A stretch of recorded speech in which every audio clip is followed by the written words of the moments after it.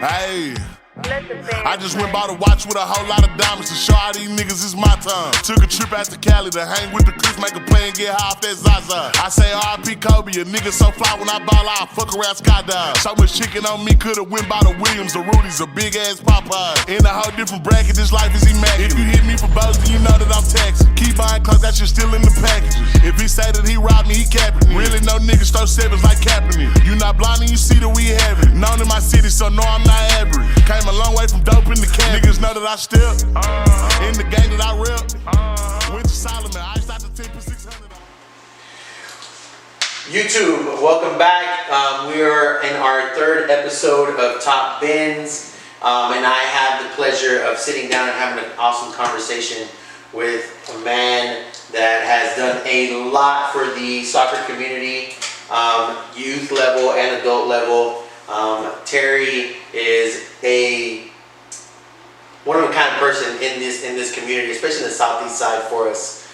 He's done a lot when it comes to coaching, playing, really developing players, coaching at a higher level, and now with his league that he is bringing into the southeast side, where he can really help out those high school players and helping them, you know, stay in shape and getting their touches in during the summer. But while club ball and high school ball is kind of taking that breather. And so for me, it's going to be a huge pleasure for you to hear from this guy. A few things that I completely admire from you, man, the short time that I've had the opportunity of meeting you and sitting down and talking to you. I think you're such a good guy, man, honestly, and being a businessman that you are, I feel like you're straightforward, and you know, you say it the way it is, and you know, you always try to help out and always listen, give a listening ear, whether it's something bad or good, man. You're there, you're taking it, and you know, you give your piece of advice in your mind, but I feel like you're always accessible and you're easy to talk to, and that's kind of something that I've seen in my time.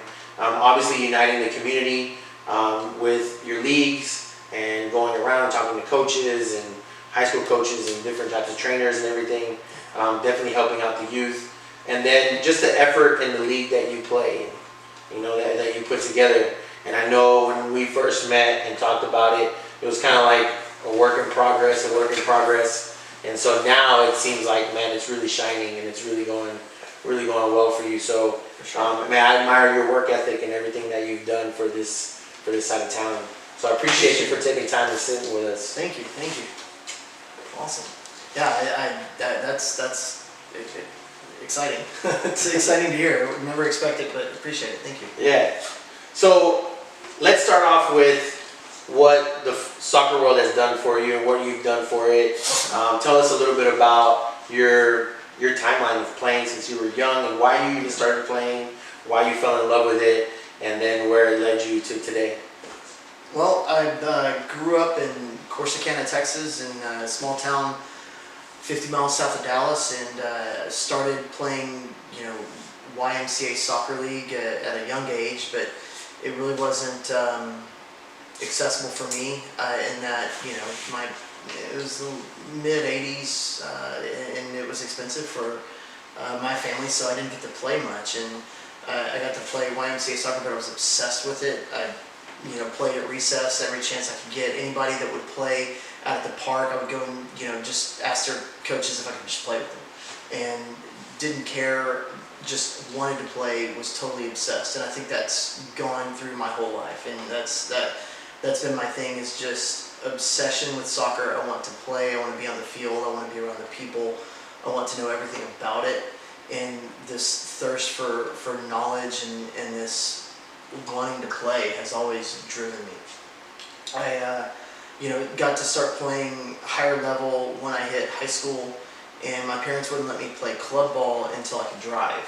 And me and 4 friends, we all got on the same club up in Dallas, which, you know, an hour drive one way, and we would take turns driving each week.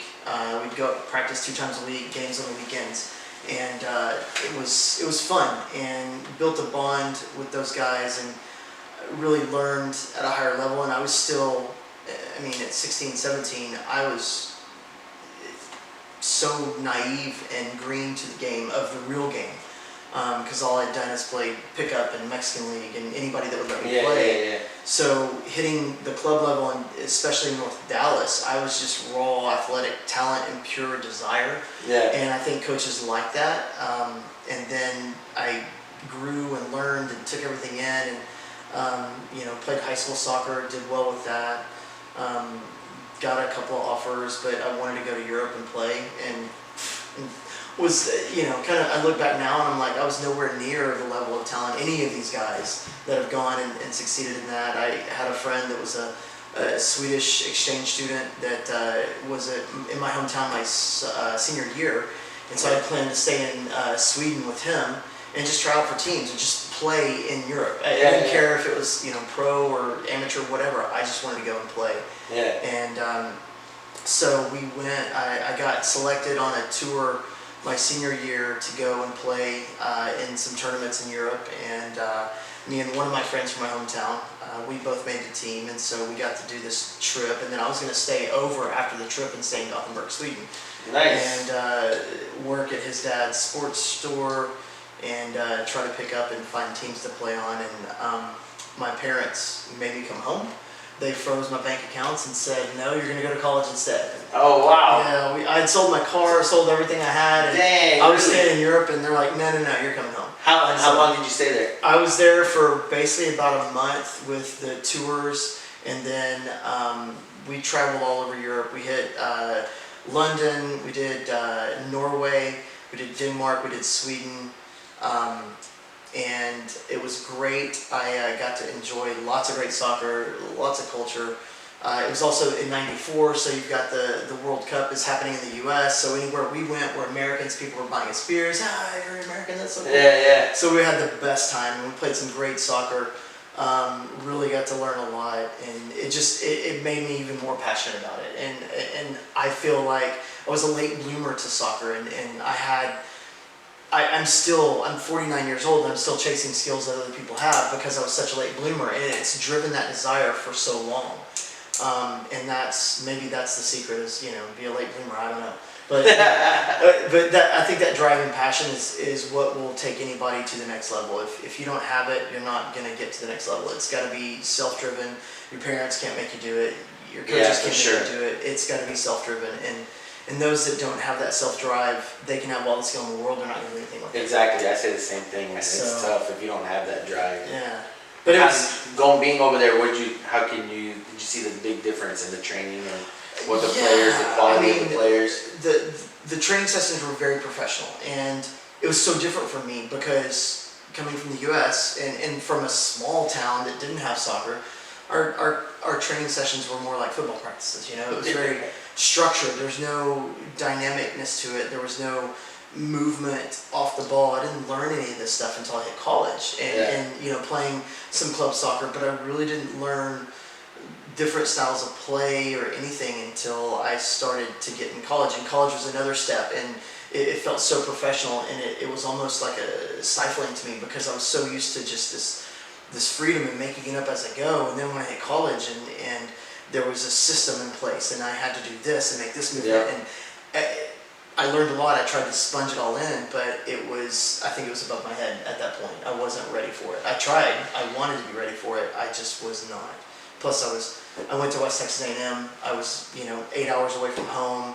I wasn't expecting to go to college in the first place, and now I'm dropped off on a college campus out in West Texas with no car, no nothing, and no friends. Yeah. I'm like, okay, now what? And we were That's there. A tough experience. It right? is. It was good. But the coach Bruce is still there.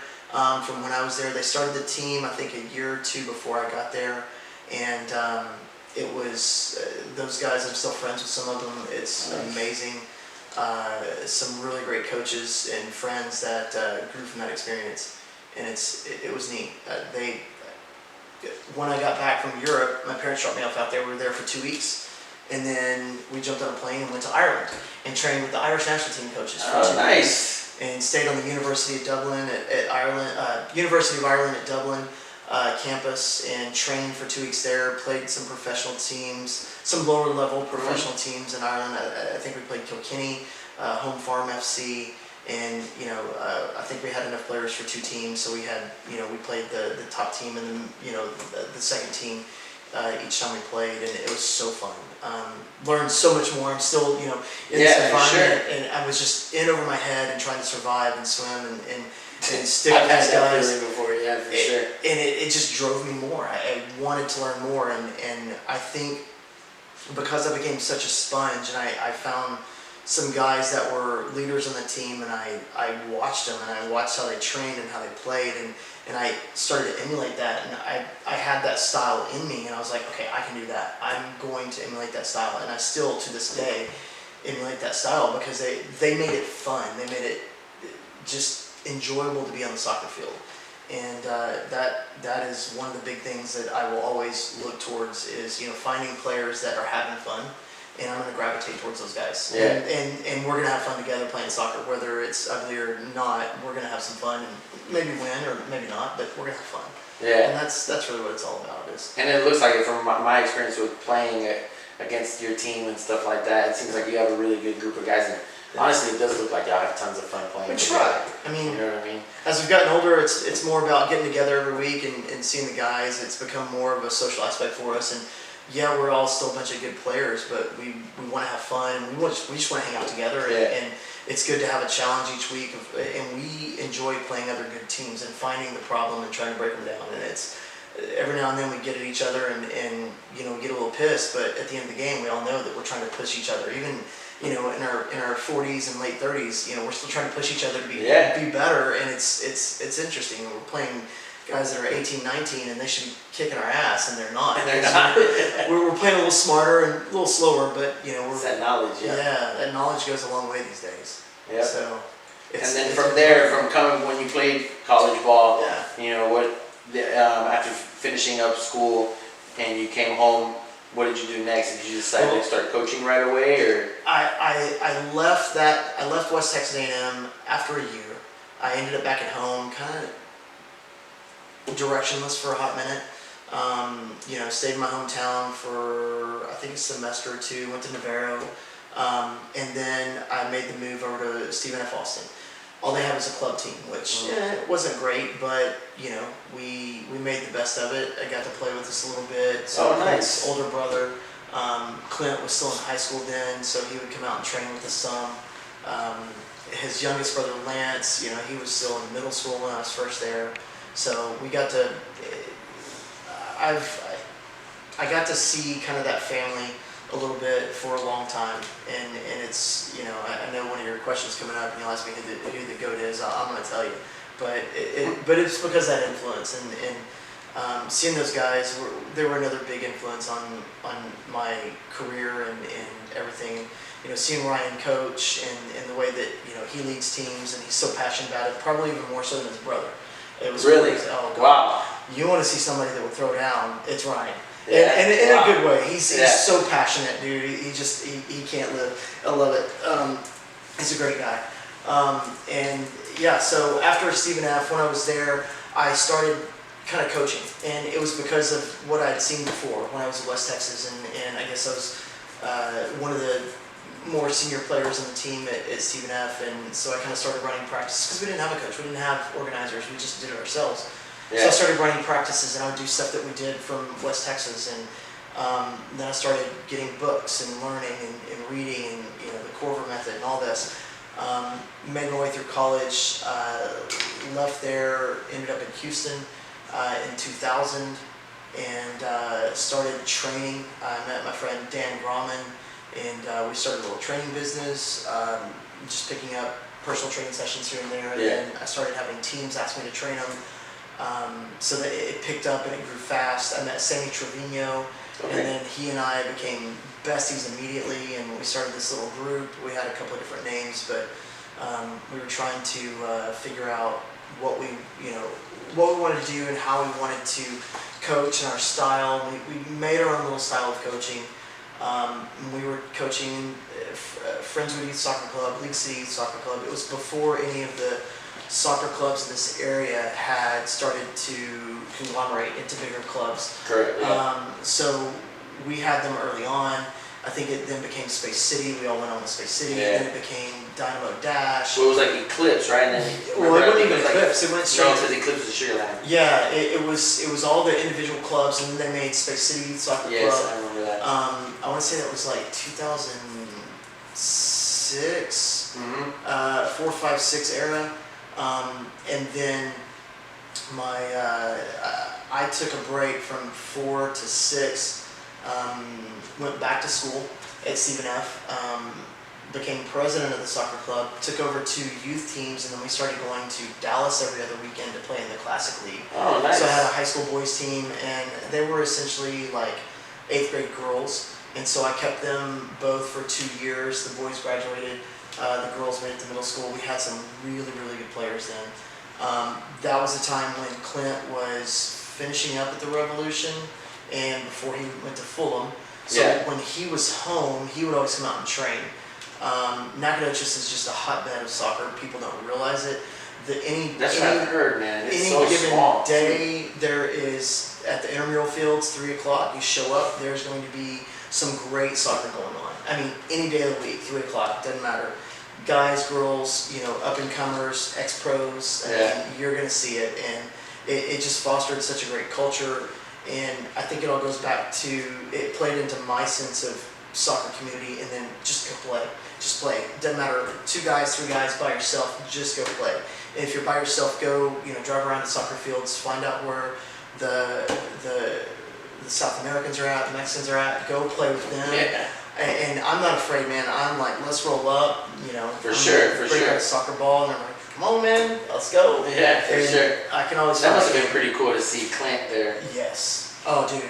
Even in small-sided games, the guy's intense. Yeah. He doesn't lose. He has such a don't give up spirit. The guy will not lose. And I mean, we would use most of the time it was just small-sided. There's no out of bounds left or right.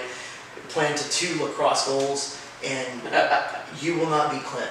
1-on-1, 2-on-2, you can take him 3-on-1. He will beat you. I don't care. The guy's gonna win.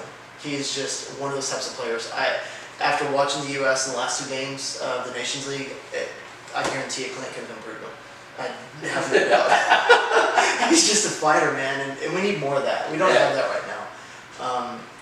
It was cool to see him, and get to see him before he went to Fulham, and I think that was so cool. And then his brothers would come back out and play, so it was really neat. Yeah, it's a cool experience. Yeah.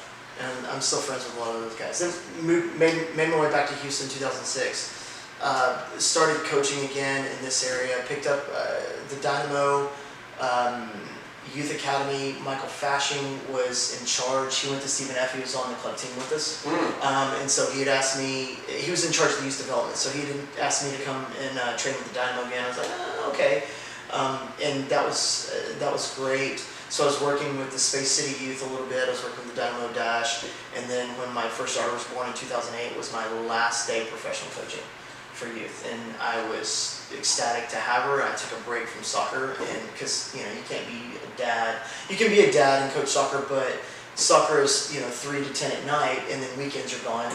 I know it. I couldn't do it. I needed to be there. So I know it. Took off from soccer, and then early years I took some coaching stints and did some training here and there. Did some coaching classes for some rec organizations down this way, like League City Parks and Rec, and then eventually got back into it just through the Dynamo again. Did an academy team, and then left that and started playing men's again, and then our men's league, which was it was Space City Adult League at that point in time, started to die in 2016. So then I took it over, and here we are. Nice, so man. It's been a wild ride. Yeah, it has been. Always playing in some form or fashion. Yeah, so it's always been there. Yeah. And so with your coaching, when did you actually start deciding, okay, I'm going to start taking some coaching licenses and trying to work on that? Coaching licenses, I started that with my friend Sammy and Jason Borsellino. We started doing coaching licenses, I want to say, about 2001, 2002. I started with my D license, And at that point in time, it was 2 weekends. They did it in Deer Park at the Dow Park Fields. Dow Park. Those were beautiful fields back in the day. Back in the day, yeah. Yeah, really and they had nice. that the indoor facility that you could go and do classroom sessions. So we did it there. Got my D license, and then the next license I think we did was the National Youth License. That was at Lost Creek Park in Sugarland with James Clarkson. He was the coach of the Dash. He was in charge of the Dynamo Youth for a while. I still consider him a good friend. The most fun license to take is the National Youth License, Really? hands down.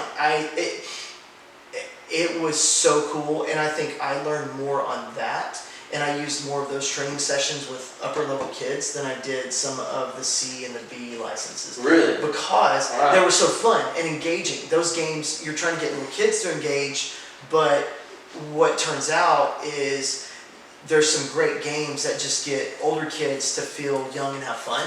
And when they're having fun, they don't realize how hard they're working. Yeah. And if you can get them to speed those youth games up, you can have a lot of fun. And you can get a lot of training out of those kids and incorporate 1 or 2 of those every training session, and then hit some high level stuff. And Very nice. I love the National Youth License. That was a blast. Nice. Then the next license was the C. We did that in Austin at a private school. So at that point in time, the C was like a week and a half long, and so we were on site for the week, and that was cool. So we all went down there. There's a small group of us that did it together, and we all stayed in the same cabin, and class and training sessions every day. I loved doing the training sessions because I was in my 30s then, and I was in good shape. I still get to play. Yeah. And I loved doing the licenses just because I got to play. Yeah. And we're getting to play in front of and learn from high level coaches that have seen national team, youth national team players and professional players. So it was really neat to see how they push a training session, but to also get to just play in front of them. And I was still at that time thinking, I could be somebody. I was 30, I was not going to be anybody, but I thought maybe, There's a chance. maybe one of these guys want to see me. No, it's not. No. But the training sessions are fun. You learn a lot, and I learned by playing. I learned by doing. So that's what I didn't sit on the side and take notes ever. I just did the sessions, and I would look back at other people's notes. Okay, now I get what that means. I see your plan. Yeah. And I passed the C license. Then I did the B license. That was a week, and I did that one it was then the Home Depot Center out in LA. Ziggy Schmidt was our head coach. He's since passed, and at the time he was the LA Galaxy coach. Then he went to Seattle. That was a cool time to be out there on site for a week and a half because Freddie Du was playing for the DC United. Yeah. They played versus I think Chivas USA, no longer in existence. So they played. We got to see that game. The women's national team came out and played. I want to say it was Norway. And then we also got to see Real Madrid because they came to town to play an exhibition match versus Galaxy. So we got to see all those games in one week while also doing our training sessions at the Home Depot Center. We got to watch some of those training sessions with Real Madrid training in the stadium. We got to watch DC United. I ran over Freddie Du getting out of the elevator and go, "Oh, sorry, man." He was so sorry. Well, he was like super young, right? Yeah, he was like 14, 15, 15, 16 at the time. Yeah. So it was so cool to get just to live in that kind of environment for a whole week. Yeah, that's cool. Coming from a small town, no professional soccer anywhere near, and to go, my pathway to that, and then be stuck in an environment that was so foreign to me, and then to just fit in and absorb that culture was so cool for a week. Nice. So did my B license, and then after that, my kiddos were born. So I just didn't ever need to go back for the A because I wasn't coaching high level any longer. I wasn't, pursuing that. I took over a league instead, and I still, use my training just to run teams I'm either, playing on or having fun with over 40s, but whatever. Yeah, for sure. Yeah, so I didn't ever need to go back and get it. I think, maybe one day if I were to create a youth club and build it up, maybe I'd go back and do the A. I know I've got all my licenses here, but I don't know if it's on file, if they would let me just go back to the A. Yeah, I don't know. That's a good question. Yeah, it is a good question. You can check that one out. So what I want to ask is, how do you think the way that they run the the licensing for your coaches is structured? What's your opinion on it? Like now, from my experience, they have like where you have to do something called grassroots. Okay. And it's very just like small. Where I had to do it, I believe it was in Austin, and they did like a session. It was like a weekend session. You did something in a room, a classroom, and then we went outside, and they just said, "This is how you set up a practice, and this is how you talk to the kids and have fun, right?" And then there you go take the D license, and the D license. Granted, I did mine when it was like around the COVID time, Okay. and so everything was online. There was like nothing in person. Everything was online. But, and I don't know if this happened to you or not, but with me wanting to take the next step and going to a C license, what really like deterred me, and maybe you can change this opinion for me to push me to go and get another license, but man, sitting in these sessions, even when it was just grassroots and especially like the D license, it's like you have to pay per license, right? Right. And so what really deterred me was I was sitting next to somebody doing a licensing class, and they didn't have a clue about soccer. Wow. They didn't care anything about soccer. They were just like, I don't know, man, my kid plays, and I'm just trying to understand. So I'm getting a license, and I'm like, so as long as you're in this class and you paid, anybody can get that license. You can get your license. Well, you still have to pass the test and the practical at the end, right? Well, I mean, yeah, there was like a little practical and I think it was because of the COVID time. All we had to do was like USA structures this website now to where they tell you have to put up how you're going to set up a session. Yeah. And doing this session and showing the pattern of the practice of the play. And they have the practice play method right now, and they're really pushing the 4-3-3 method, and they want everybody to do 4-3-3. Thanks, Klinsman. Things like that. And so I remember one of my questions too, like I was coaching a men's team at the time, and I was coaching older high schoolers. It's like a U19 group, and I remember the gentleman doing the class was asking me like, all right, Luigi, you just got beat 5-0. Like, what do you tell your team?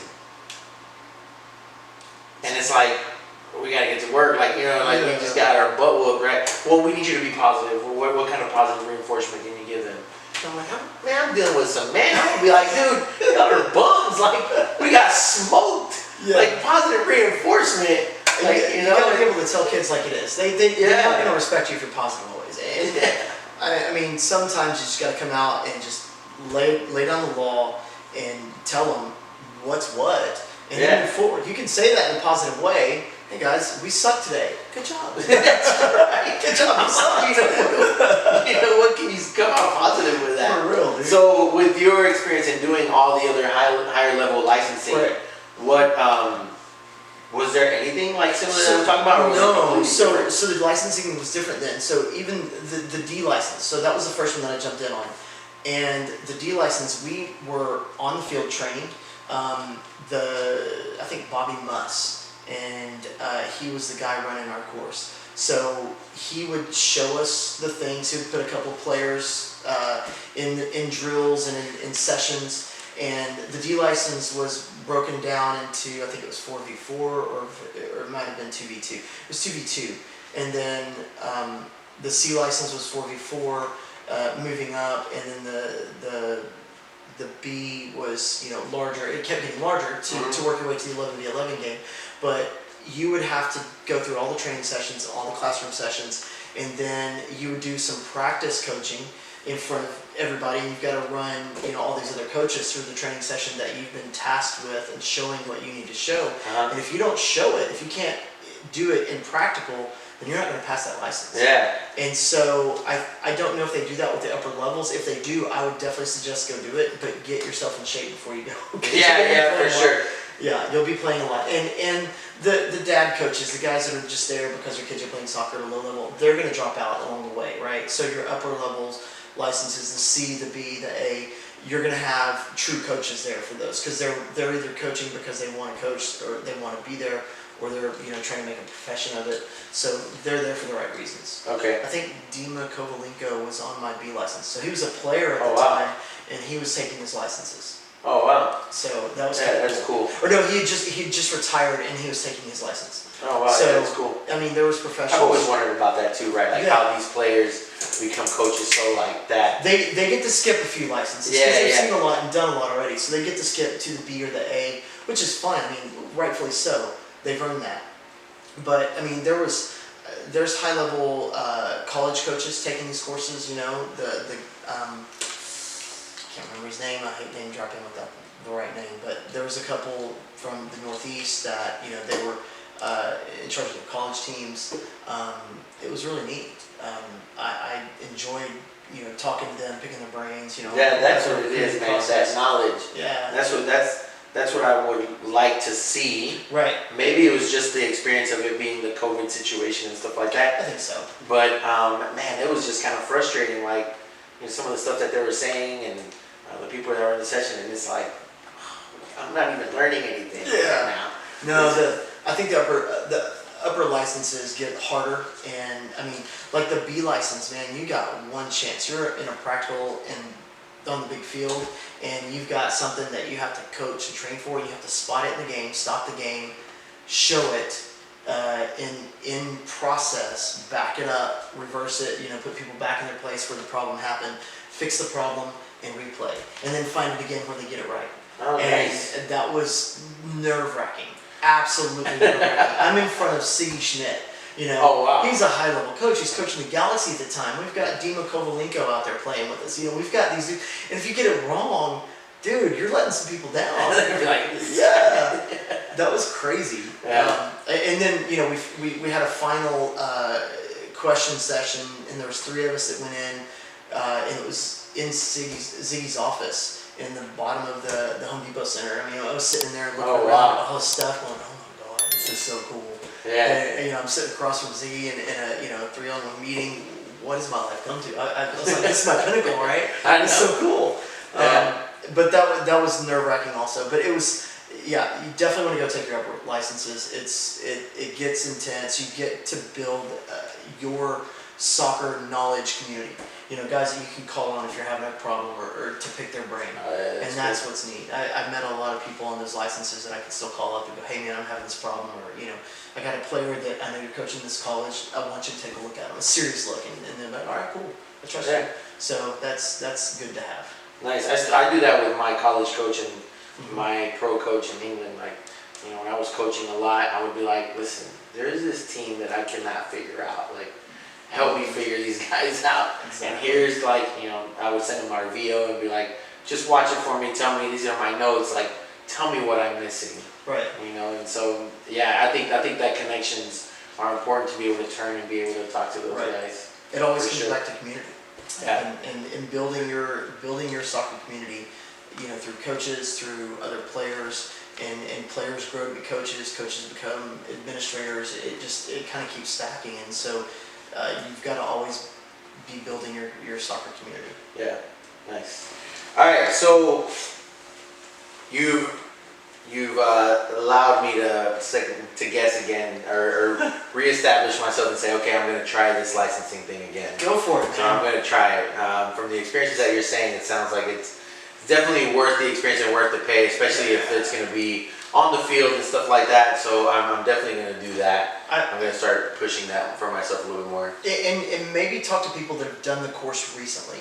Okay. That have, so you've done your B, no, the D. The D. So I would talk to people that have recently done the C and ask them what it's like. Okay. And then go that route because that may give you a better idea. Mine's been so long ago. I mean, we're talking 2004 to, I think I got my B license in 2004. Summer 2004. So it's been a minute since I've done all the licensing. Terry, you got a hell of a memory. I'm old. Well, there's these life events that have happened, and I know the years that those big life events happen, and so I can kind of soccer's always been around, and I see it through life. I remember events. this guy and then this guy and then this year and where we're at. It's the coffee. That's the coffee. It's the coffee. So my next question for you, man. Now that you are, obviously running Game Day and you took that over. First, how did that even come about that you took over and did Game Day? So I'll give you a brief history. So Game Day was Space City Soccer League. That was Bay Area Men's Soccer League. That was created in the mid-'70s by a bunch of NASA engineers. And they were all over here from Europe and whatnot. Yeah. And so they created this men's league to start playing amateur soccer over here. And you've got a bunch of NASA engineers. So I'm going to rattle off some team names, and you're going to know them. So Alien Force. Okay. Who'd they become? Force FC. Oh, okay. So they Force were one of FC. the original teams in the league. Purple Haze. Yeah, Purple Haze Has been here since the 70s. I think that one started about 78, 79. Dude, holy smokes, man. Yeah. You hear that? That's For real. wild. Athenry didn't come around until 2001. Med Shop was originally Molly's FC, which was sponsored by Molly's Pub, which a bunch of engineers Molly's went to Pub, Molly's yeah. Pub. So we also, back in the day, there was Bay Area International. There was a bunch of teams in the league for a long time, and then when Bob Gampy took the league in the early 2000s, he had saved up a bunch of money. The league was growing. We were playing at Little Cedar Bayou. We're playing at Alvin Community College. We're playing down in Texas City, down in Galveston. I mean, the league was pretty good. We're playing at the Dow Park fields, and we had some nice fields to play on. The league was fairly decent. And then Bob took his league, and then he bought land down in San Leon and created that San Leon League. Yeah, I've heard about that San Leon League. Right. All the teams went initially, but it became more of a predominantly Mexican league, and all that typically comes with that. And so a lot of the teams that kind of spoke about, they started to rebel against it, and then they got together with Space City Youth Soccer, which had just formed, and then we gave them an outlet for adults and created Space City Adult Soccer. Okay. So that's how the league kind of split, but that history moves on. Wow. And so it became Space City Adult Soccer. It was in existence from, I'd say the mid-2000s all the way through 2016 when I took it over from Andy and created Game Day Soccer League. Okay. And really and truly, Andy was doing a great job. The league was very different. It ran from September to May. And so you couldn't get a new team in the league. You couldn't add new players very easily. It was so slow of a process. And we were down to like 4.5 teams. So you didn't know if you were going to get to play on the weekend. If it rained on Wednesday, you're not playing on Sunday. And it was ridiculous. Yeah. So I got the team, all the remaining managers together, and asked them if I created a summer league, would they join? Because I'm getting to the age to where if I stop playing for 3 months, I'm not coming back. I'm getting fat, round as a shape, and that's the shape I'm going to be in. God, yes. So I got the managers together. They're like, yeah, we'll play. And it goes back to, I've always just want to play. I don't care if it's pickup games. I don't care if it's organized soccer. I want to play. So I got them all together, asked them if they wanted to create a nonprofit, create a league, and they're like, yeah. I started doing the research for a nonprofit, got it all together, and I'm like, wait, I'm the one doing the work. What's going on here? So then I was like, wait, what if I do it as a business? So I created Game Day Soccer LLC, called the managers, hey, I've got it organized, we're going to do this, I'm going to run it as a business, will y'all still join? Yeah. We did that first summer league, we had 8 teams. I went out to all the indoor places around, recruited players, recruited teams, and partnered with the Game Day Indoor Center and used their software to schedule games and take online payments. Was that the one behind Target? Yes, over in Pasadena. Yeah. So I partnered with him, and I played there for years. I've known him for years, and he was fine with it. He gave me a lot of insight and direction. Again, my soccer community coming strong. He told me, I didn't believe him. He's like, you could really build something. I was like, I just want to play. And seriously, it was all the league is all selfish. I just wanted to play, and that it grew a league from that.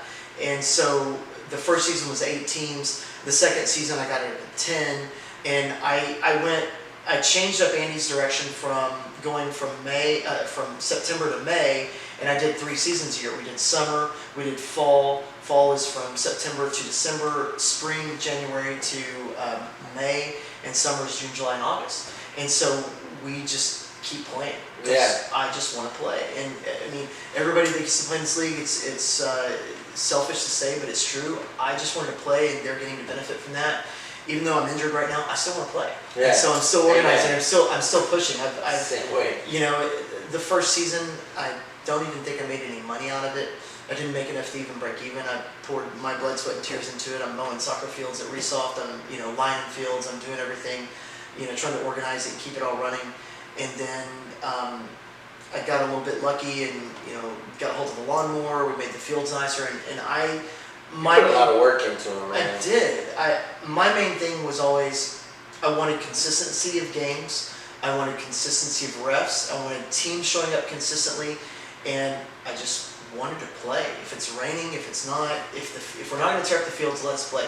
And I wanted decent fields to play on, because adult leagues typically get the ass end of the stick when it comes to shields. For sure. So I wanted to find us decent fields to play on at a cost-effective rate, and I've always wanted to keep it cost-effective for the players. I'm not trying to make $1 million out here.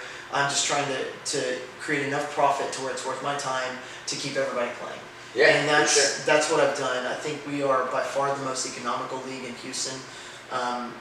Men's league, a season for 12 games is $70 a player, and each team brings $60 to the refs in each game. So each player is probably looking at $100 for a season, and that's so cheap. For 12 games, goodness gracious. Yeah. That's you can't even go play indoor for 9 games for less than $120 now. Yeah. And so no, it's so expensive. I think we're at the right price point. We're 90-minute games, 11v11. We've got a league of 18 teams right now, Division I and Division II, where we've got promotion and relegation between the two leagues. Nice. Typically a season will run you about 12 games, and then we do an end-of-season tournament. Sometimes that's knockout style, sometimes it's round-robin style. It just depends on the amount of games we've already played and what we need to play, and when, if we've had rainouts or not. Yeah. So I keep it flexible, I keep it agile, so that we can all keep playing and we can kind of keep our schedule going and moving.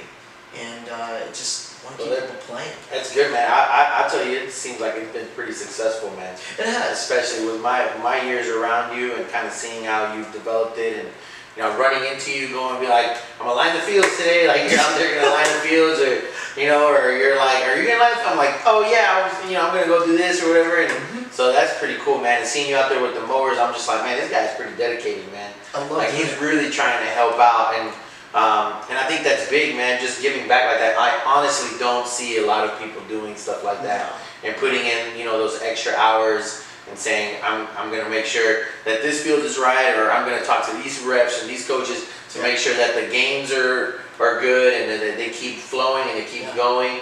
Some of the BS that you have to put up with, I guarantee you there's other people that be like, you know what, I'm done. Yeah. I'm out. I'm not doing this anymore. I always listen. I think we've got a good organization going. I've tried to make it to where the games are as independent as possible. The refs should always be in charge. The refs and the team managers of each team. For sure. So that's 4 people out there that should be responsible for running the game and making sure that it is ran in a way that is fair, is keeping guys playing, is safe, and for God's sakes, it should be fun. For sure. I want guys to go to battle, but I also want them to sit down and drink a beer after the game and go, dude, we just killed each other. That kind of stuff fun. Yeah. Amen. And I mean, I've been in many games where, it gets a little bit heated, but all in all, I think most guys realize, hey, you know what, we got to go to work tomorrow. This is our Sunday morning telenovela drama. Let's go for it. That's right. And then drink a beer and that's go a back good way home. of putting it, man. Telenovela drama. For sure. We blow off some steam. We're not out there to fight. We're out there to play. It may look like we're fighting, but we're just playing. Yeah. Talk a little shit. Yeah, Have a little fun. Of course.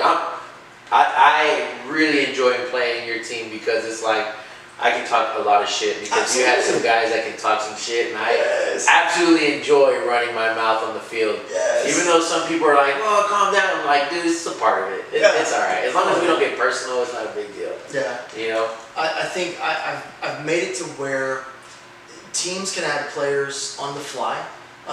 By just registering them online really fast. We've even done the one-day player passes recently to where I've seen that. That's the guy, if a guy has a friend that just rolled in out of town, they played soccer together and they're kids. Hey, lace up, let's go. They can register them before, as long as they register before the game and show the ref that they registered, we're good. And I want that to be the case because so much of soccer is exclusive, and it's to where people can't play. And my thing has always been, I was excluded as a kid. I didn't get to play. I didn't have the money to go and play with these big leagues, or I didn't, so much in Southeast Houston, there's not places that you can go and play. It's exclusive.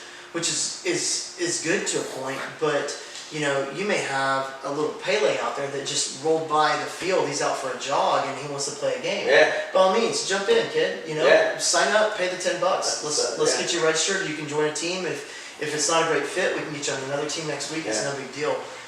We just want to include players, include people playing, and I think that's how you get involved.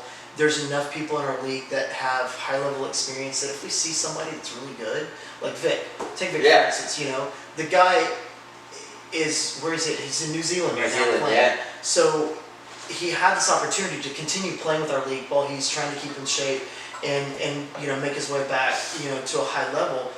By all means, jump in a game when you can, when you're home, and we love that.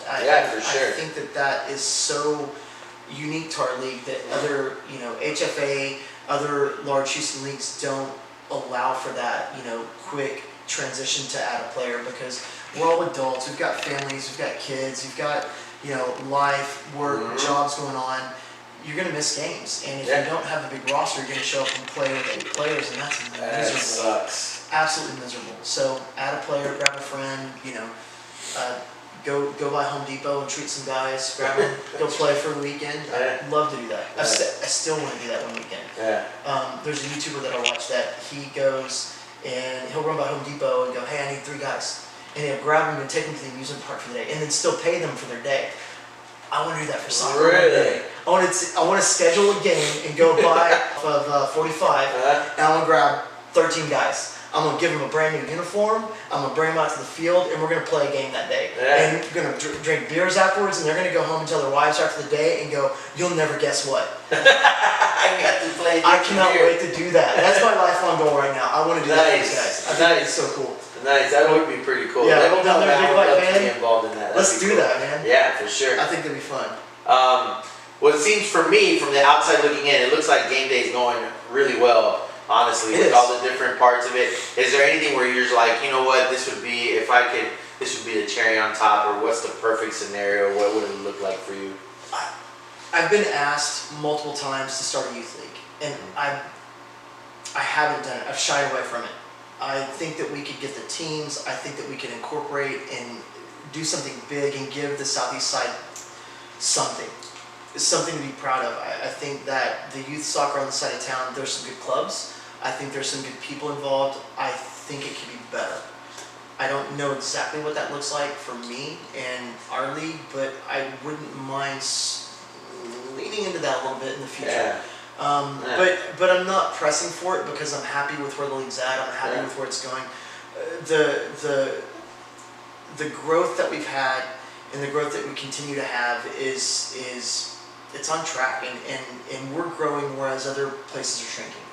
And I think that goes to the organization of it all, the consistency of games and refs and teams showing up in decent fields, and we're accessible. We're always adding players. I'm always recruiting players for teams. I would almost say that I coined this the other day. I'm a soccer consultant. I'm a producer of soccer. I'm making games happen for other people, and I love doing that. Yeah, for sure. It just makes my heart happy to help people just get to play, even as adults, because we need it. I was told when I was a kid that soccer is a lifetime sport, but it wasn't shown to be a lifetime sport when I became an adult, so I made it so. Yeah. And that's what I wanted to do. Well, nice, man. I enjoy it for sure. Good. For sure. I'm glad. And I'm glad to be a part of it. Yeah, we keep, I mean, we're coming up on April, so May we start our high school boys league, our high school girls league.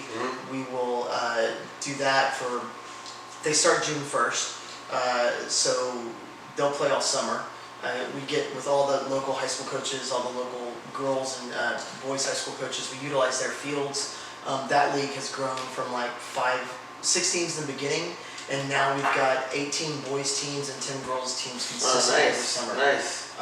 And that is just a blast. The league has grown to incorporate co-ed. We have 12 co-ed teams already, and it's grown. We took over the old NASA league that died out during COVID. Okay. COVID was crazy. We shut down, and then I think everything shut down in March. We opened up and started playing games again in May. I was like, we got to finish games. Forget this. We're outside. If you want to wear a mask, wear a mask. We're outside. Yeah. You know, if you want to stay 6 feet apart. It was crazy. You do that, I'm gonna score on you. That's right.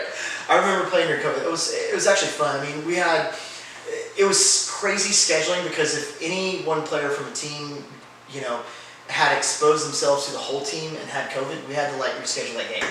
And I mean, it was crazy, but we got through it. We made it work, and it all. I think we would just appreciate that effort of trying Yeah. to make it work. Yeah. We all just wanted, and I think we didn't even give out trophies that season. We were like, look, we just want to play. We want to finish up a season. We want to start a new season, and we all just want to play. Yeah. And because we're all bored at home, let's just go out and do something. So we got right back to it.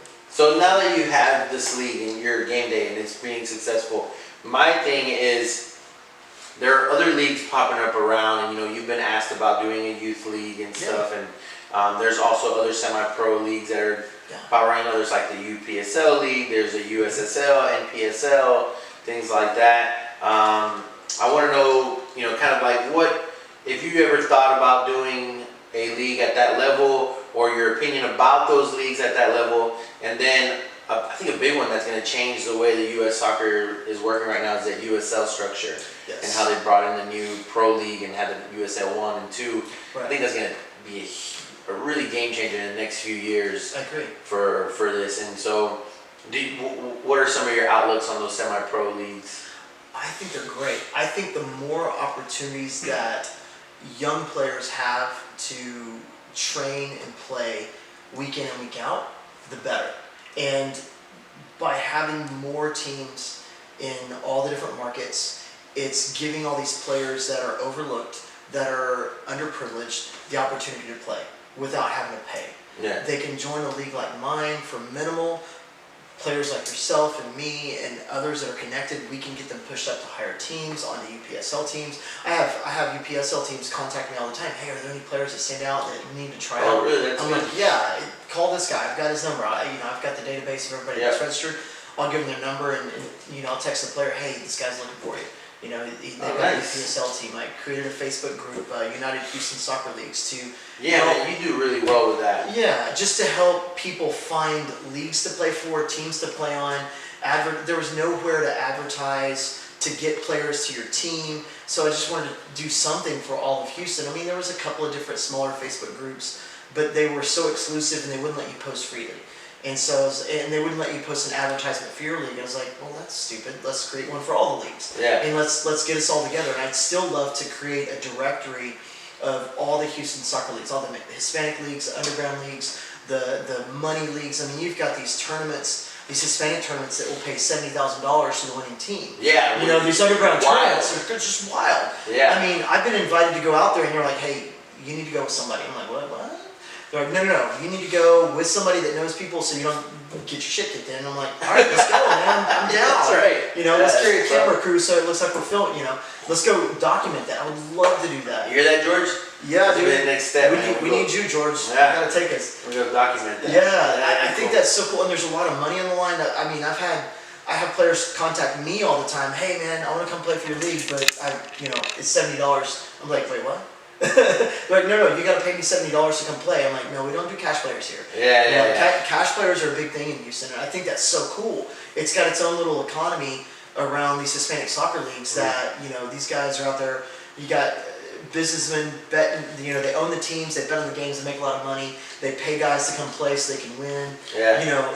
I did that for a hot minute when I was younger, but, I was like, I don't want to get hurt. It was fun. There's a lot of guys that do that, though. Yeah. And, they hold the ball a little too long because they get paid for goals. And they don't want to give up the ball. They don't play as a team as much as they probably could. Yeah. So I'm much more team-oriented for that. But Yeah. I still think there's opportunities for guys. And as the UPSL and the USL 1 and USL 2, as they have the promotion and relegation, and they expand their markets, there's going to be more teams that need more players. So that creates gaps and holes for younger players, that young good players to get opportunities to train and be seen and make their way up the level. So I think it invites more underprivileged, really good players into the scene to get seen professionally. Because I think there's so many good players that are underprivileged. I mean, so many good players. There's players that I found just hanging out and just with their friends at a park in Pasadena, and I'm like, yo guys, y'all are really good. For y'all real. want to come play on, I'll coach y'all on this team or whatever. And I mean, like they just need a chance. They're just waiting for an opportunity. Exactly. And I think with hopefully if everything goes well with the USL, USL 1, USL 2, I think it's gonna really broaden that part. Have you ever thought about like maybe,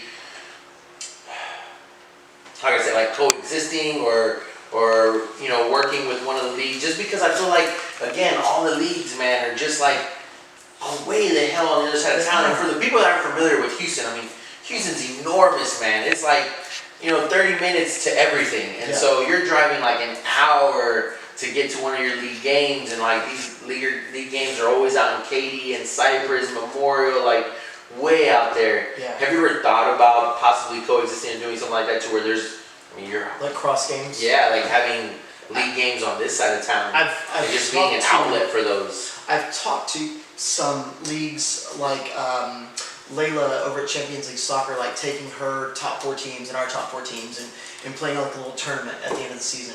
We've talked about doing that. We've just never been able to hit pay dirt because our seasons haven't coincided. Okay. I would absolutely be open to that. I mean, there used to be it was all for the official leagues when, before it was game day, before it was Space City, and it was the Bay Area Men's Soccer League, they used to do the Texas State Cup.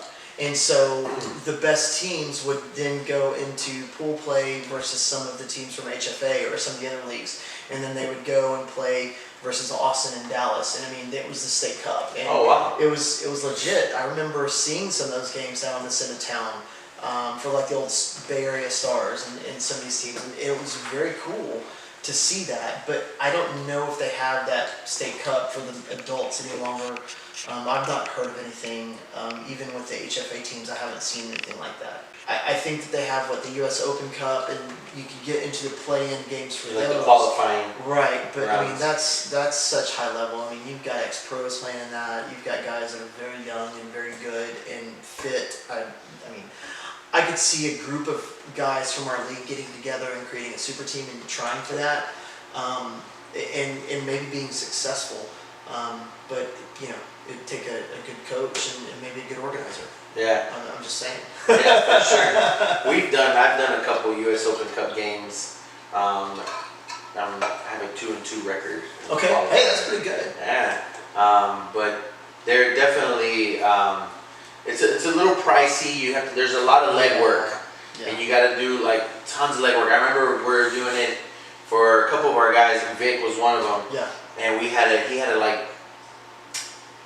to get his paperwork and show that he was no longer pro and more like amateur. And when he was playing in Australia, and like get it signed off, and then like sending it into the U.S. Federation in time, and you know And if a player's not born here, there's like more paperwork that you have to do. Oh my God, it was a lot of legwork.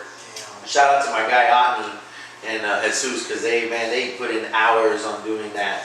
But it was a great experience, man. You got some really good refs coming out, right? And like very structured, and like, hey, this is what we want. And like, if you're gonna host a U.S. Open Cup qualifying game, you have to have the fields marked like this, and there has to be a scoreboard and like the national anthem, and you know, it was like very like there was like a list, 2 pages of things that we had to do. So that was actually a pretty cool experience. That's so neat. Yeah, we've been very lucky with refs in our league. I know we do we do it kind of like the high school system with 2 refs, and you know, I'll mention one name, Joshua Hernandez. He is now a police officer with Houston Police Department, but he started reffing in our league when he was like 15, as a center ref and as a dual ref, and now he's gone through all of his pro reffing licenses, and he has been doing the UPSL games. He's sidelines for the Dynamo, the Dash. He got to do a U.S. Open Cup game. He got flown to Florida to do that. Oh, nice. So he's gone up through the ranks. He's doing a lot of college games, and he's a good ref. He'll still come out. I mean, he texted me today, hey, do you need me this weekend? I'm like, yeah, come on. So Yeah, nice. we've had some really good refs, and I love when guys complain about our refs. I'm like, dude, they're volunteer. You know, they're getting paid a little bit, but they're out here to listen to you bitch for 2 hours. So he's a our refs, man. Yeah. But shout out to the refs. Love those guys. They work hard. They come They do out. show up, man. They Sure. show up. They take a lot of abuse. And they take a lot of shit. And a lot. and they keep on coming. I love them for it. And I've jumped on. I've reffed games. I understand what they're going through. Every time that somebody bitches really a lot about the refs, I'm like, all right, next weekend you're coming. You're gonna ref for a game, and you're gonna see what it's like. And it's not easy. It is not easy. It's not. I told this story the other day when I was training. I knew I wasn't made to be a ref whenever I was working a sideline game in college, and I was working a little kids game, but I was in college and I was like a sideline ref. And man, this ball's coming bouncing out of bounds, and this kid like jumps like 2 feet before the ball, like it crosses the line, but he was like 2 feet from the line and jumps and like midair kicked the ball back into play. And I was just like, and I think they were like 11, you know, they were young, and I was just like, damn, that was some effort. I was like, play on, fuck that. Like, I ain't even calling this out. And the parents reamed me. They're losing. We're not raising the flag and calling a throw-in. And it was a throw-in, but I was just like, did you see that effort? Like, this is amazing. Like what this little kid did. And so I was like, yeah, I probably shouldn't be a ref, man, because I'm doing it the wrong way. I can't not coach as I'm reffing. I cannot do it. I have to talk through games. And so as a ref, I'm seeing a 50-50 ball off of a goal punt, a goalkeeper punt, and I'm like, hey, 50-50, careful. I see him going at it, and I'm like, hey, protect yourself, you know. And I'll talk people through the game as I'm reffing it, not trying to coach them, but just to, you know, let them see things. And you know, after a play is dead, I'm like, bro, did you see that? Did you see that run? I'm like, you didn't see the run, but the guy on the backside, if y'all would have hit that to him, you would have scored. And I'm talking to him through the game, like, dude, what? I'm like, just trust me. Just trust me. I love reffing games every now and then, especially if it's two good teams. They're actually got some technical stuff going on. I'm like, oh, I love this. Yeah. You know, and I'll forget to blow the fouls. I'm like, damn, that's a good play. Oh shit, it's a foul. Yeah, that's right. It's tough, and so I get where refs, you know, are like, especially if it's a really rough game, it's hard to blow the whistle every 5 seconds, you know. But sometimes you have to do it, control a game, and then let it flow again. Yeah. I did the math on my last summer. I did a Facebook post, and it was on average. I used AI to figure this out. On average, there are 30 to 45 fouls called every game. And so then I did the math. I expanded it out. All right, so if you think about that, that's 45 instances where the ref has an impact on every single game. Think about that and the implications that I have. So do we want refs to be more involved or less involved? And, you know, 45 instances to change a game with the foul or with the play. And out of those 45, there's got to be at least 5 critical moments where the ref. And so we're asking so much of refs. If there's 45 instances in a game and then 5 of those are highly critical over a 2-hour period, think about you sitting at your job at your desk, and over a 2-hour period, you have 45 critical moments that you have to make super smart decisions. And then 5 of those are going to be like life or death situations. No, and you've got people screaming at you all around you while you're on the phone trying to make a sell. Imagine that. And then put yourself in that rough situation. It's okay, tough. You know what? It's okay if you didn't get it. Yeah. He's under a lot of stress. I think I'm big on just like, can I get an explanation on what you saw? Right. Like that's it. Like I'm probably not gonna agree with you, but I'm just like, yo, what did you see? Because I saw this. Right. And so hats off to your refs, because these last couple games they have gone up and they've said, listen, man, this is why we call this and not this. Right. I love when they explain exactly. And I'm all cool with it. Like, you know, that, you know, as long as the ref's not like, and this has happened before, not in your league, just in other games, right, where the referees are like, shut up, don't speak to me. Yeah. That happens. That like, happens. what the hell? Shut up, don't speak to me. Like, I'm trying to figure out what kind of game you're refereeing. Like, I need to adapt to what's going on. Exactly. Every ref has their own personality. They bring their own personal life to each game. They're going through their own stuff, their own problems, and then they're going to get yelled at for 2 hours. Yeah. Dude, life is tough. It's not tough enough to yell at somebody for 2 hours. Yeah. So I'm like, ease up on my refs, guys. Yeah. Ease up on my refs. Yeah. But I applaud them. I mean, if you think about it, if there's 40 fouls called in each game, or 40 instances where the ref can impact each game, and you play 10 games in a season, that's 400 instances that the ref has impacted your game. And if you are negatively impacting him by yelling at him or asking for this, asking for that, are you making it better or worse for yourself? Yeah. And I don't have the answers to this, but I ask those questions to people all the time who start complaining about refs. And I'm like, look, I've done the math. Look at this. Think about this. Ease up on the refs. Play your game. If you didn't win the game, is it because the ref or is it because you didn't score goals when you should have? Yeah. You didn't see the great run that your dude made on the back post and you didn't hit it into him. Yeah. You try to keep dribbling a defender when you could have passed the ball and scored. Whose fault is that? The refs or yours? Yeah. Maybe the ref didn't call a penalty on you, but if you would have passed the ball earlier, it wouldn't have needed it. You already scored. Yeah. I constantly think about this stuff because I've been forced to, and now I enjoy it. And I enjoy trying to expand on the instances and the impacts of every little thing that we do for each game. And the refs are such an integral part, as well as each player, each coach, each manager, the fans that roll up to the games. Everybody has an impact on every little game. Is like its own little community. And is this community going to be awesome and have a positive impact during each game, or are we going to have a fight? We're going to be bickering after the game, or are we going to take it for what it truly is? We love the game. We all come out here to play and enjoy the game. So let's do that. Let's focus on that part of it. We're getting sun shining. It's a sunny day on a Sunday. Yep. Let's go have some fun. Yep. Amen. So, Amen. Well, man, hats off to everything that you've done, man. Honestly, I admire everything that you've done, everything that you've been through, and just kind of like your work ethic when it comes to the sport. And the podcast with Top Bins is more educational for parents and players, and kind of like what to expect, especially with some parents that don't know the soccer world, or some of the kids that really don't know what it's like around here. So there's a lot of great information. I really appreciate that, man. I think you dropped a lot of knowledge today.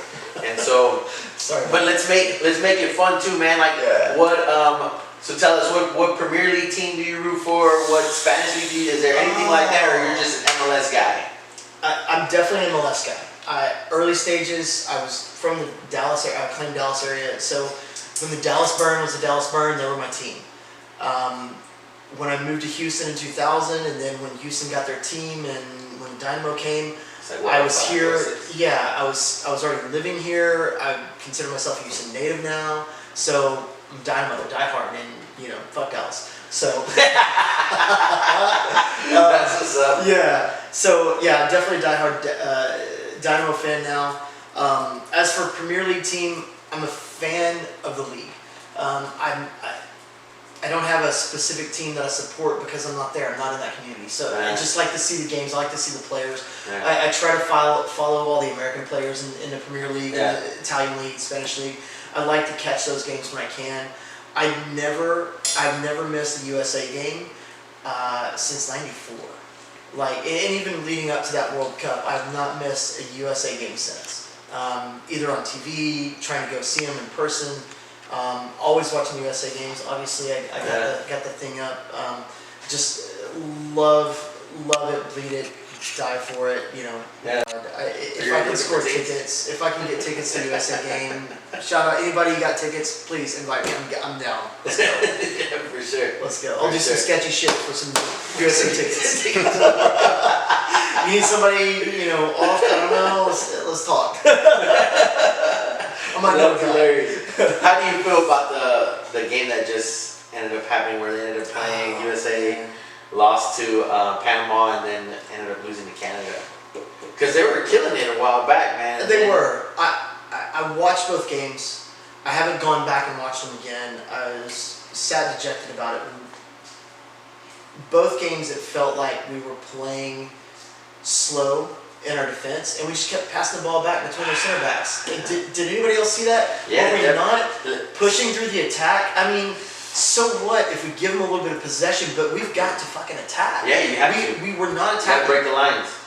Canada, every time that any of our players that can dribble got the ball, there's 3 players on it. That means that there were 2 American players open.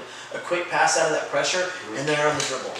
We didn't do it. We did not do it. We did not try to go straight in. We didn't try to go wide. I mean, there was a couple shots on goal, but it was not. Why do you think? If you had to think, because watching Paramount, listening to Clint Thierry Henry and who's the other guy? That guy, what's his name? Maurice Edu. Edu. And they were talking about like how there's no heart with the U.S. team. It didn't feel it this game. Okay, I want to give you a different perspective. Just hear me out on this. I'm all ears. Because I think the players didn't change. No. I think the players are there.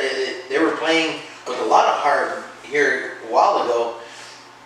I truly believe it's the Pochettino effect. And the reason that I say that is because I'm a pretty diehard Chelsea fan when it comes to the Premier League. And Pochettino was there not too long ago coaching Chelsea. Right. And the shit looked exactly the same. Were they It slow looked at the back? exactly the same. Slow to play out the back. Not really pressing forward, just comfortable moving the ball side to side. Nobody's making in runs from behind the center backs or the outside backs. There's no really overlapping runs or penetrating runs. It was none of that, man. And I got a lot of shit for being a Chelsea fan there this while back. And they were like Chelsea son. I'm like, dude, it's the coaching. Yeah. Like at the players at this level, it's not they don't know how to play. These guys know how to play. They're playing the system. Believe it or not, they're playing the system. Yeah, absolutely. And I really believe you just go back and watch some of the games that Chelsea played in when Pochettino was the coach. Yeah. It looked exactly the same. The center backs that we had in the Canada game, I didn't feel like they could even play for it. They were not confident enough to play a slicing ball up through the middle into the center mid. They weren't doing it. They would just play the ball back out wide, or maybe a long ball into the outside mid. Yeah. They weren't trying. It felt just off.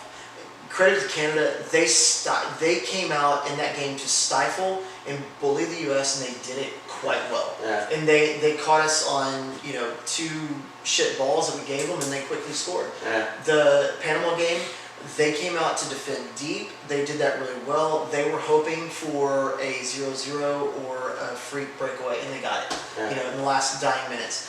They played their game plan perfectly. The U.S. let them. Yeah. And didn't get an early goal and didn't put them on their heels. Yeah. So I think that's what it is. There was no heart. There was no attack. It was just way too nonchalant out of the back. Yeah. And it's just like, we got this. We're U.S. They're Canada. Or we're U.S. They're Panama. We got this. Jesse Marsch had Canada fired up. Absolutely. He was fired up. I loved it. Was. I was like, he wanted that U.S. job and they didn't give it to him, so he came out to kick him in the teeth. Yeah, and they fucking did it. I love it for him. I hate it for the U.S. But damn, it sucks. Yeah. It sucks for the U.S. right now. I think that we maybe screwed the pooch with Poach. Yeah, I was not excited about the signing. Yeah. Everybody was, and I was just like, man, I've seen this guy coach, man. I don't know. But hopefully things change for him, man. Because especially posting at home, I think it needs to change. Yeah. I thought at first bringing an Argentinian in, there would be some fire, some passion. I'm not seeing it. Yeah. Not at all. That's what you get from a coach like that, but that's not who he is. Yeah. He's way more laid back. Yeah, super laid back. I don't know if you remember the argument that happened when Pochettino was in charge of Chelsea. Like, there was like a penalty kick argument, and Cole Palmer was like our main guy to take PKs. And there was a fight between Madueke, Jackson, and Palmer about taking the PK. Mm-hmm. And it was like, well, you already have 2 goals, Palmer. And they got into a huge argument, and they asked Pochettino, but he was just like, players want to score. It happens. Like, I was like, what? Well, it's like when in this last game, he was trying to call Pulisic off. And Pulisic like, ain't coming off. Screw you. Yeah. I did like that, but then he just flubbed a crappy free kick. And should have come off earlier.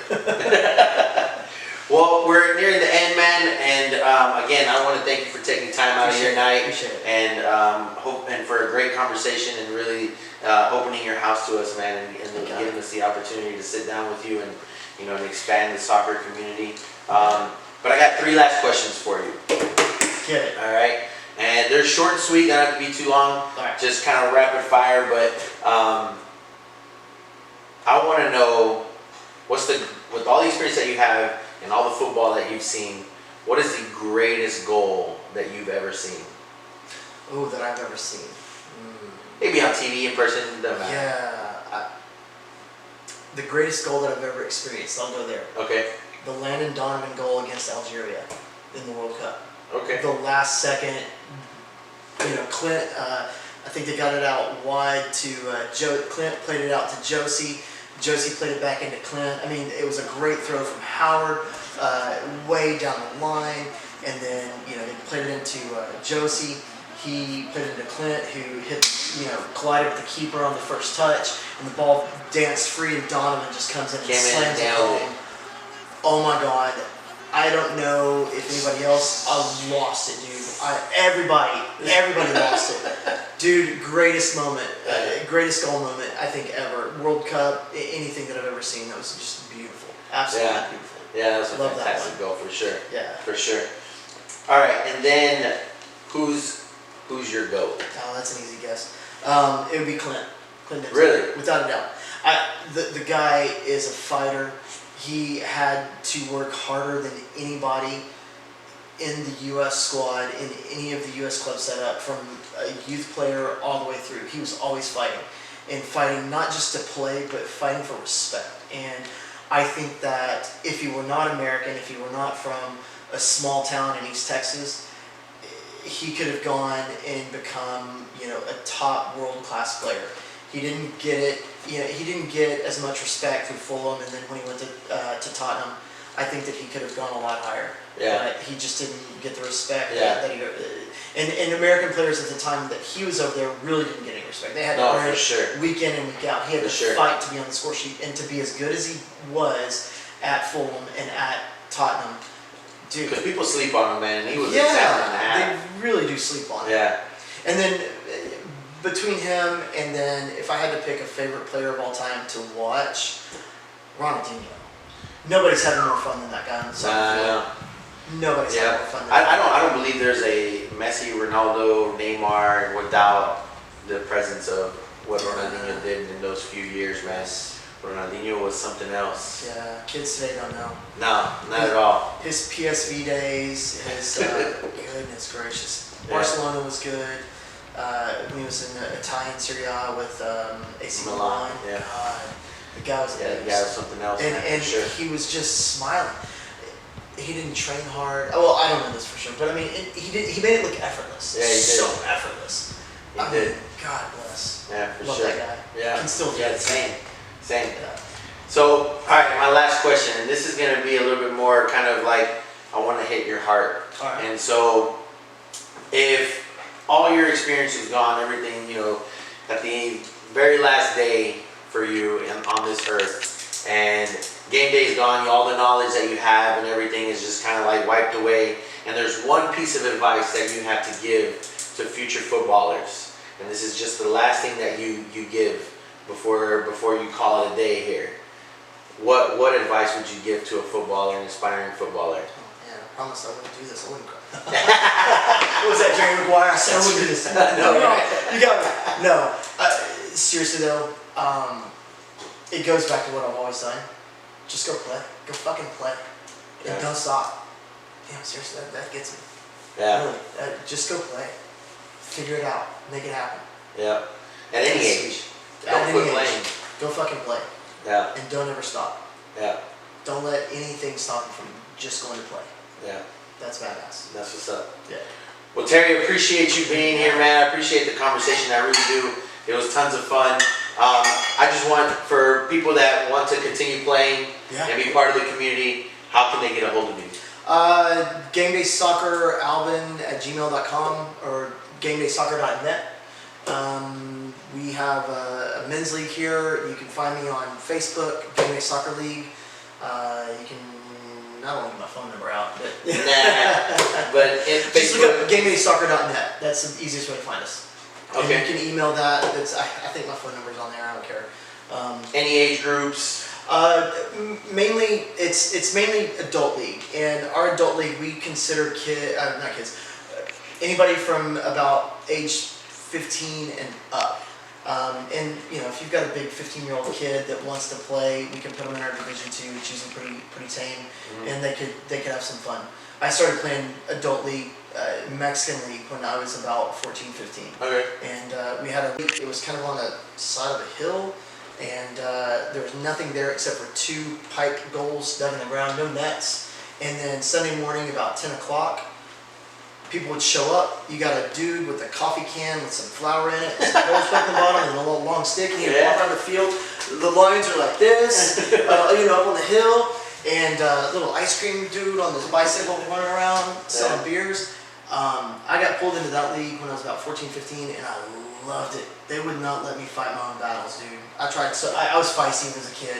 I'd try to fight somebody and bow up, and dude, I'd have 5 guys from my team jumping on my shoulders, throwing down. Dude. That was fun. Nice. That was fun. Mexican League's a blast when you're young. Just don't and then you have the high school coming up, right? Yeah. Summertime's We've got coming up. the high school league. So if you want your high school league to join us, your team, have your coach contact me. We can then get a hold of a parent to organize it and get your team involved. Nice. We'll start. Those games will start in the last weekend of May. I think it's like May 31st, and then June 1st is that Sunday. So yeah, we start that weekend. Cool. Well, I'm going to definitely do our co-ed. Awesome. I'm going to talk to some of the boys and girls that we train right now, and so that way we can get some co-ed games during the summer. Yeah. We will be out from June 8th to the 15th because we're in London. Yeah. But we'll can work with definitely that. kick it up. Yeah. We can work with that. We've moved our co-ed league over to Resoft right now, and so the field is it's 8v8. Field's 70 long, 50 wide. Okay. It's 8v8, so the goals are 7 by 21. Nice. That's fun, man. Yeah, nice. It nice. is fun. You can have a small. Any age restrictions on the co-eds? On the co-ed, kind of same concept. I mean, as long as you've got somebody that can handle themselves playing against adults, Okay. it's pretty good. We have a few overzealous guys that get a little rough, maybe a little too handsy, but for the most part, the refs control it and contain it. And if they're too handsy, the girls in our team will, hey, bro, quit being a creep. But again, it's just soccer. It's on small stuff. We made the field a little bit smaller, so it makes the game less about speed and more about quick control in small spaces. Okay. And I love that. Some of the guys didn't like it at first, but the girls really did. Because the girls were the skill players and the guys were trying to run around. And no, we're gonna make it smaller. We're gonna make it harder. Yeah. Amen. So, Nice. It's fun. All right, my man. Well, I It's been a appreciate you. blast. Thank you for having me. I've really enjoyed this. Look forward to seeing it and sharing it. Absolutely. Sounds good. Top Bins. We're out. Peace.